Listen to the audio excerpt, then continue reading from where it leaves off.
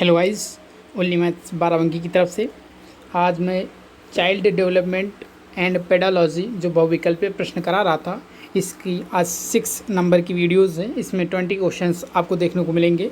C TET, UP TET and super TET के लिए काफ़ी मोस्ट इंपॉर्टेंट है। और यदि आप हमारे चैनल पर अभी तक नए हैं तो हमारे चैनल को सब्सक्राइब करें, यानी कि अगली आने वाली वीडियो आपको जल्द से जल्द पता चल जाए। चलिए मैं आपको पहले प्रश्न की ओर लेकर चल रहा हूँ। देखिए, आज हमारा पहला प्रश्न जो है, ये हमारा प्रश्न है कि पहला प्रश्न है, स्वकेंद्रित अवस्था होती है बालक के जन्म से 2 वर्ष तक, 7 वर्ष से किशोरावस्था तक, या किशोरावस्था से 22 वर्ष तक, या 3 वर्ष से 6 वर्ष तक। तो मोस्ट इम्पोर्टेंट क्वेश्चन है, इसको हम मोस्ट इम्पोर्टेंट क्वेश्चन रखेंगे और इससे रिलेटेड आपको जितनी फैक्ट हैं वो बताने की कोशिश करूँगा। तो चलिए, इसके लिए गाइस 10 सेकंड का आप लोगों के पास टाइम है। चलिए जल्दी से बता दीजिए। स्वकेंद्रित, तो एक हम इस ऑप्शन का, इसका जो करेक्ट ऑप्शन है वो तीसरा है, 3 वर्ष से 6 वर्ष तक। तो 3 वर्ष से 6 वर्ष तक है। कहीं कहीं पर आपको कुछ किताबों में कुछ कहते नहीं कि अपवाद, तो अपवाद इसको सही कहते हैं ये सही है, बट ये गलत है। इसका रीज़न अभी मैं बता दे रहा हूँ किस लिए गलत है। चलिए, तो ये सही है, हमारा चौथा ऑप्शन जो है हमारा सही है। इसके चलिए बात करते हैं। तो स्वकेंद्रित जो है, ये स्वकेंद्रित, इसको मतलब स्वकेंद्रित जो है, स्वकेंद्रित मतलब अवस्था ये किसने दिया, स्वकेंद्रित अवस्था किसने दिया आपके अंदर, ये मतलब क्वेश्चन डेवलपमेंट होना चाहिए, किसने दिया। तो इसको कोहलबर्ग ने दिया था। किसने दिया था? कोहलबर्ग ने दिया था। कोहलबर्ग ने दिया था। तो कोहलबर्ग ने स्वकेंद्रित अवस्था बताई। स्वकेंद्रित अवस्था बताने के बाद मतलब स्वकेंद्रित अवस्था बताई, मतलब कोहलबर्ग ने इसका मतलब किसके अंतर्गत, किस विकास के अंतर्गत कोहलबर्ग ने इसे विभाजित किया। तो एक नैतिक विकास था, नैतिक विकास के अंतर्गत, नैतिक जो विकास था उसके अंतर्गत कोहलबर्ग ने 5 प्रकार की अवस्थाएं बताई। कितने प्रकार की? 5 प्रकार की अवस्थाएं। चलिए हम बात कर ले रहे हैं। तो पहली जो अवस्था बताई, कायदे से सुनिए, जो पहली अवस्था इन्होंने बताई थी पूर्व नैतिक अवस्था। पूर्व नैतिक अवस्था, ध्यान से सुनिएगा, पूर्व नैतिक अवस्था थी। पूर्व नैतिक अवस्था ये जो बताए थे, इनका टाइम था जन्म से लेकर के 2 वर्ष तक, पूर्व जो थी नैतिक अवस्था। दूसरी जो बताई थी इन्होंने बताई थी कि स्वकेंद्रित अवस्था इन्होंने बताई। स्वकेंद्रित अवस्था इन्होंने बताई। स्वकेंद्रित अवस्था जब बताई तो इन्होंने कितना टाइम दिया, इसका जो वर्ग दिया 3 से 6 वर्ष। देखिए, स्वकेंद्रित का मतलब होता है, स्वकेंद्रित का अर्थ क्या होता है आपके बात, अभी 2 हुई, अभी 3 और बताएंगे। स्वकेंद्रित का पहले अर्थ हम बता दें। स्वकेंद्रित का अर्थ होता है अपनी आवश्यकताओं, ध्यान से सुनिएगा। स्वकेंद्रित का अर्थ होता है, इसका जो अर्थ है, मीन्स है कि अपनी आवश्यकताओं और इच्छाओं की पूर्ति करना। अपनी आवश्यकता, अपनी स्वयं की इच्छाओं की पूर्ति करना, अपनी आवश्यकताओं और इच्छाओं की पूर्ति करना। तो जो बालक होता है 3 से 6 वर्ष तक ही बालक अपनी इच्छाओं की पूर्ति करता है, और मतलब आवश्यकताएं जो होती हैं वो पूर्ति करता रहता है। पर जो बच्चा होता है उसकी कोई आवश्यकता शायद जन्म के टाइम नहीं, उसको सिर्फ भूख की आवश्यकता होती है और अन्य, पर इसमें बच्चा जानता है कि हमको खेलना है, खाना है, सब चीज़ ध्यान देता है।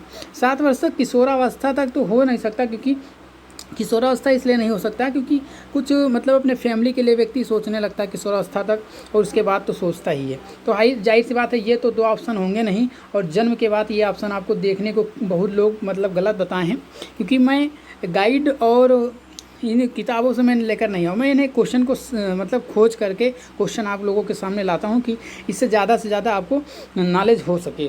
तो 2 अवस्थाएं हमने बताई थी, क्योंकि स्वकेंद्रित जो है ये नैतिक विकास के अंतर्गत आती है। नैतिक विकास के अंतर्गत एक अवस्था है, वो आती है स्वकेंद्रित अवस्था नैतिक विकास के अंतर्गत आती है। नैतिक विकास जो है वो कोहलबर्ग ने दिया था, नैतिक विकास कोहलबर्ग ने दिया था। इसमें 5 अवस्था होती हैं। हमने पहला सुनिए ध्यान से, पूर्व नैतिक अवस्था हमने बताई, 0 से मतलब जन्म से 2 वर्ष तक पूर्व नैतिक अवस्था। फिर दूसरी हमने बताई स्वकेंद्रित, आप लिख लीजिए, पेन डाउन कर लीजिए, स्वकेंद्रित अवस्था 3 से 6 वर्ष तक। फिर हम जो तीसरी अवस्था है, परंपराओं को धारण करने की अवस्था, परंपराओं को तीसरी सेकेंड नंबर की हो गई, तीसरी मतलब परंपराओं को धारण करने की अवस्था, जो ये है, ये 7 से 18 है। और फिर जो होती है आधारहीन आत्मचेतना, हम लिखे दे रहे हैं, आप लोग चौथी लिखे दे रहे हैं। आधारहीन तो लिख ही लेंगे, आत्म लिख देंगे, आत्मचेतना, आधारहीन आत्मचेतना जो ये होती है 18 से 22 परिपक्व मतलब लंबाई चौड़ाई सब मतलब हो जाती है एक व्यक्ति की जितनी होनी होती है। फिर जो होती है परंपराओं को धारण करने वाली, फिर क्या होती है परंपराओं को धारण करने वाली 22 से प्लस। तो 5 अवस्थाएं किसने बताई? कोहलबर्ग ने। चलिए ये समझ में आएगा। अगले क्वेश्चन की ओर हम बढ़ते हैं। अगला जो क्वेश्चन है हमारा क्या है? अगला क्वेश्चन जो है हमारा ये है कि माँ बाप के साये से बाहर निकलकर अपने साथी बालकों की संगत को पसंद करना संबंधित है। पूर्व किशोरावस्था से या किशोरावस्था से, उत्तर बाल्यावस्था से या किशोरावस्था से। मतलब 10 सेकंड का टाइम है आप लोगों को, खास जल्दी से गाइस बता दीजिए कि माँ बाप के साये से बाहर निकलकर अपने साथी बालकों की संगत को पसंद करना संबंधित है। तो आप सभी जानते होंगे इसका जो करेक्ट आंसर है वो पूर्व किशोरावस्था होती है, पूर्व किशोरावस्था। आई होप समझ में आएगा। अगले क्वेश्चन की ओर बढ़ते हैं। जो क्वेश्चन ना समझ में आए वीडियो को पॉज करिए, उसको कायदे से समझिए और आंसर दीजिए। आप कॉपी कर लीजिए, कॉपी पे नोट कर लीजिए, जितने सही हों आप हमको, राइट हों उतने आप हमको बताइए हमारे कमेंट बॉक्स में ज़रूर जा करके। और हाँ, यदि आप अभी तक वीडियो को इसको शेयर नहीं किए तो पहले शेयर कर दीजिए क्योंकि सबको फ़ायदा मिले और कुछ हमको भी फ़ायदा मिले। जल्दी से शेयर करिए और यदि आप हमारे चैनल पर नए हैं तो चैनल को सब्सक्राइब करिए। चलिए अगले क्वेश्चन की ओर हम बढ़ते हैं। अगला क्वेश्चन है मानसिक परिपक्वता की ऊंचाई को छूने के लिए प्रयत्नरत रहना संबंधित है प्रौढ़ावस्था से, किशोरावस्था से, पूर्व बाल्यावस्था से या उत्तर बाल्यावस्था से। तो मानसिक परिपक्वता की ऊंचाई को छूने के लिए प्रयत्नरत रहना संबंधित है। तो ये क्वेश्चन आप लगभग सभी लोगों को पता होगा। जो मानसिक परिपक्वता की ऊंचाई को छूने के लिए प्रयत्न होता है व्यक्ति किशोरावस्था में ही होता है। चलिए अगले क्वेश्चन की ओर हम बढ़ते हैं गाइस। अगला क्वेश्चन हमारा क्या है? बुद्धि एवं सृजनात्मकता में किस प्रकार का सहसंबंध है? सहसंबंध पूछ रहा है, बुद्धि और सृजनात्मकता। बुद्धि और मतलब इनमें सहसंबंध क्या है? कोरिलेशन हमको बताना है, कोरिलेशन क्या है इनमें। तो ऋणात्मक है, शून्य है, धनात्मक है, ये सभी है। तो देखिए जब हमारे अंदर बुद्धि होगी, यदि हमारे, थोड़ा सा टाइम दीजिए, ये देखिए थोड़ा सा दिक्कत हो गई, समझिए कायदे से समझिए, यहाँ पे कुछ प्रॉब्लम्स हो गई थी। बुद्धि यदि है आपके पास और सृजनात्मकता, तो कार्य क्या होगा आपका? कुछ ना कुछ मतलब उसमें जो होगा मतलब आपको पॉजिटिव कुछ मिलेगा। पॉजिटिव मतलब प्लस होगा। यदि दिमाग है आपके पास हो तो अच्छा कार्य आप बना सकते हैं किसी भी चीज़ को। यदि माइंड है आप तो फूल बनाना है तो आप एक अच्छा सा फूल बना सकते हैं तुरंत। तो ये क्या है आपके अंदर मतलब मतलब आपके अंदर कुछ जुड़ रहा, प्लस हो रहा है, तो प्लस हो रहा है इसलिए क्या हो जाएगा? धनात्मक। चलिए अगले क्वेश्चन की ओर गाइस बढ़ते हैं। अगला क्वेश्चन जो हमारा, शेषावस्था में बच्चों के क्रियाकलाप क्या होते हैं? शेषावस्था में जो शेषावस्था होती है, शेषावस्था की आयु जन्म से लेकर 5 या 6 वर्ष। आपको जो मिले ऑप्शन टिक कर देना। शेषावस्था से में बच्चों के क्रियाकलाप क्या होते हैं? संरक्षित होते हैं, संज्ञानात्मक होते हैं, मूल प्रत्यात्मक होते हैं या संवेगात्मक होते हैं? तो गाइस जल्दी से बता दीजिए इसका करेक्ट आंसर क्या है। इसका जो करेक्ट आंसर है वो, इसका करेक्ट आंसर है मूल प्रत्यात्मक होते हैं, मूल प्रत्यात्मक होते हैं। ठीक, अगले क्वेश्चन की ओर हम बढ़ते हैं। अगला क्वेश्चन हमारा क्या है? अगला क्वेश्चन देखिए गाइस। अगला क्वेश्चन है कि निम्नलिखित में से किस समूह के बच्चों की समायोजन की समस्या होती है? समायोजन, औसत बुद्धि के बच्चे, तीव्र बुद्धि के बच्चे या ग्रामीण बच्चे या अध्ययनशील बच्चे? तीव्र नहीं होगा, यहाँ पे थोड़ी सी गलती हो गई, तीव्र नहीं होगा, ये कुशाग्र होगा। ये क्या होगा? कुशाग्र। ये टाइप करने में थोड़ी गलती हो गई, टाइप जल्दी से मतलब टाइप करना होता है, तो यहाँ पे गलती हो गई है गाइस थोड़ी सी। और देखिए इसका कुशाग्र। तो देखिए जो बच्चे होते हैं निम्नलिखित में से किस समूह के बच्चों की समायोजन की समस्या होती है? तो मतलब जो समायोजन की समस्या होती है ये तीव्र नहीं, हमने बताया था कि कुशाग्र है। तो ये क्या हो जाएगा? कुशाग्र जो बुद्धि के बच्चे होते हैं उनको मतलब समस्या होती है। चलिए अगले क्वेश्चन की ओर बढ़ते हैं। अगला क्वेश्चन क्या है? विकास की वही संबंध परिपक्वता से है जो उद्दीपन का काहे से है? विकास होगा तो मतलब परिपक्व हो गए हैं, विकास होगा यानी कि परिपक्व हो गए हैं, तो उद्दीपन होगा तो क्या हो जाएंगे? परिवर्तन होगा, प्रयास होगा, प्रतिक्रिया होगा, परिणाम होगा। तो आप सभी को पता होगा ये कितना सरल क्वेश्चन है। यदि उद्दीपन है तो हम लोग प्रतिक्रिया जरूर करेंगे। यदि हमको कह दिया जाए कि ये आपका मॉडल है, ये आपका मॉडल मिलेगा जो है ये सोने की चैन है या कुछ भी है, इस तरह के मतलब पुरस्कार आपको मिलेंगे, तो आप प्रतिक्रिया कुछ ना कुछ जरूर करेंगे। तो वही होते उद्दीपन का संबंध किससे होता है? प्रतिक्रिया से। आई होप समझ में आएगा। अगले क्वेश्चन को हम पढ़ते हैं जल्दी से। अगला क्वेश्चन हमारा क्या है? पियाजे मुख्यतः के क्षेत्रों में योगदान के लिए जाने जाते हैं।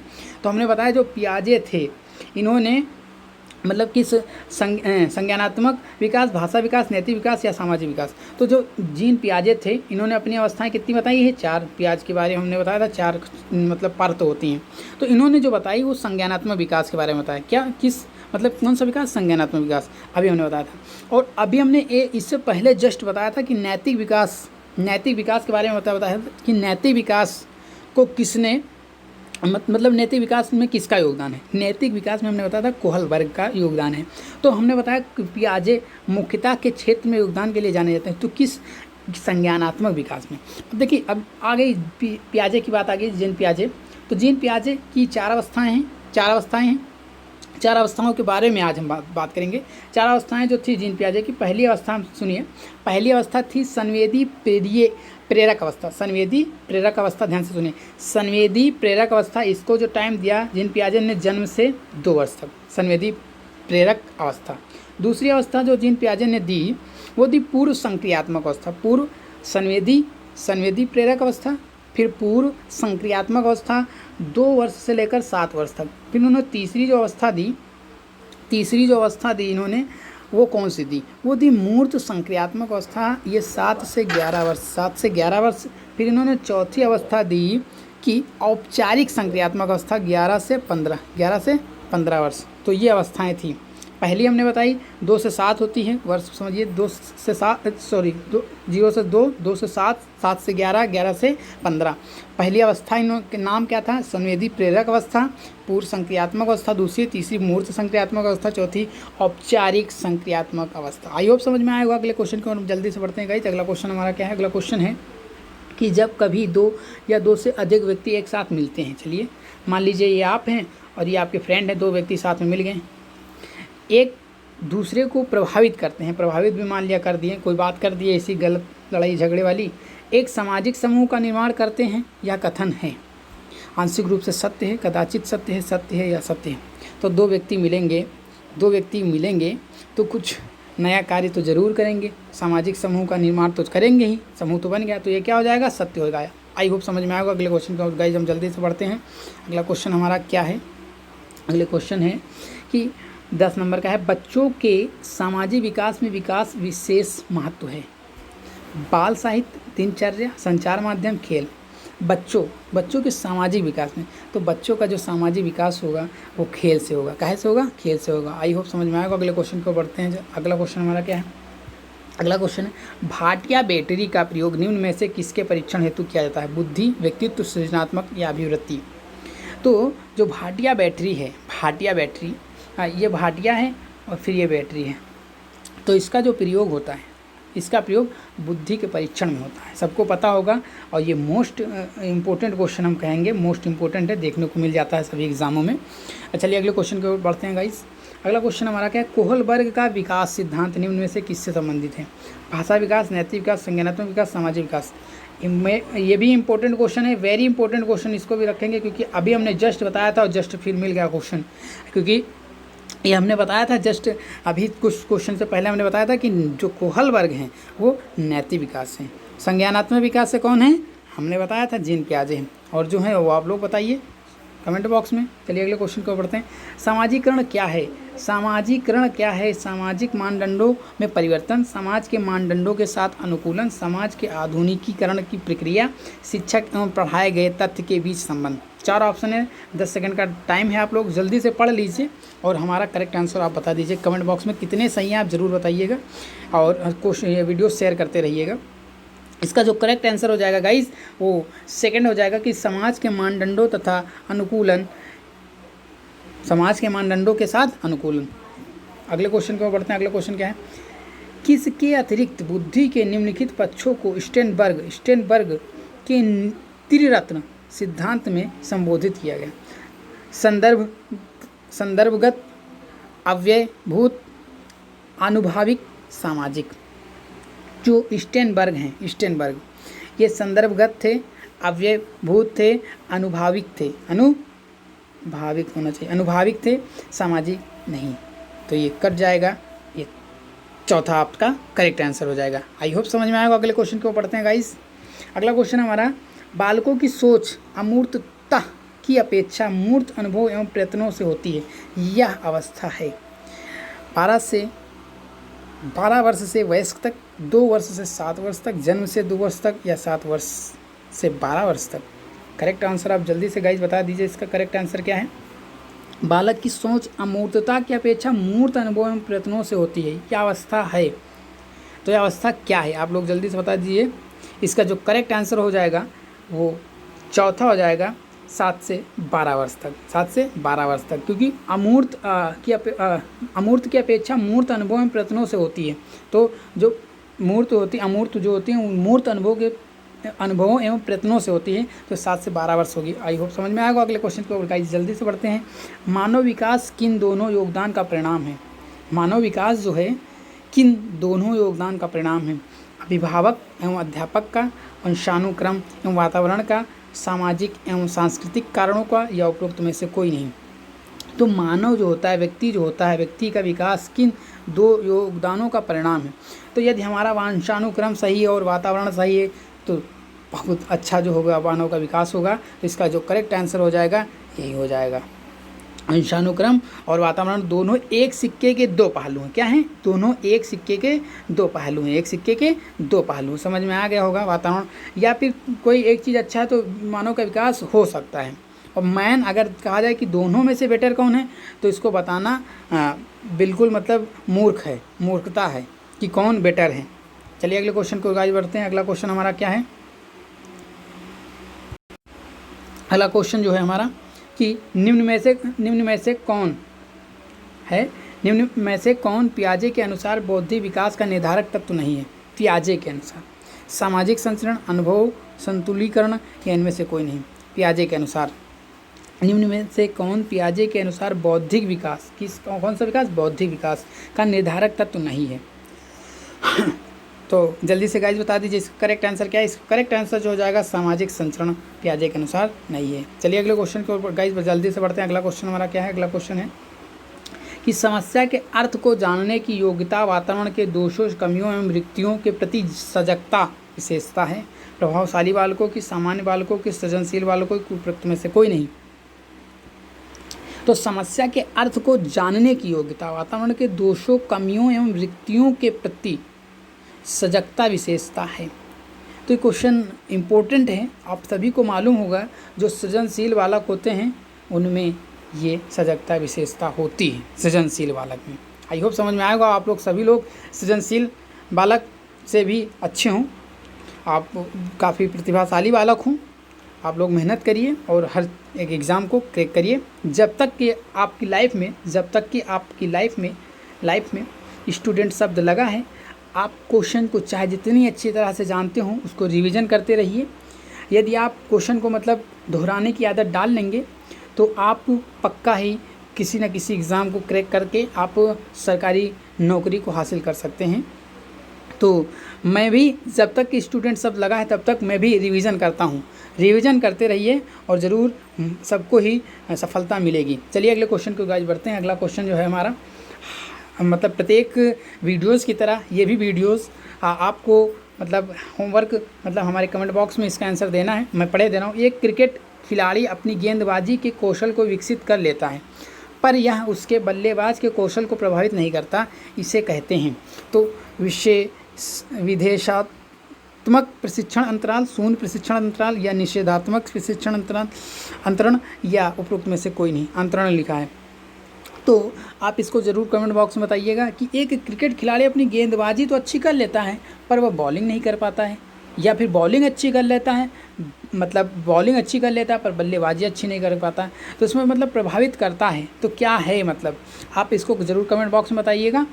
और यदि नहीं आएगा तो आप हमारे कमेंट बॉक्स में लिख दीजिए ना, नहीं मालूम है तो मैं ज़रूर इसका आंसर आपको दे दूँगा।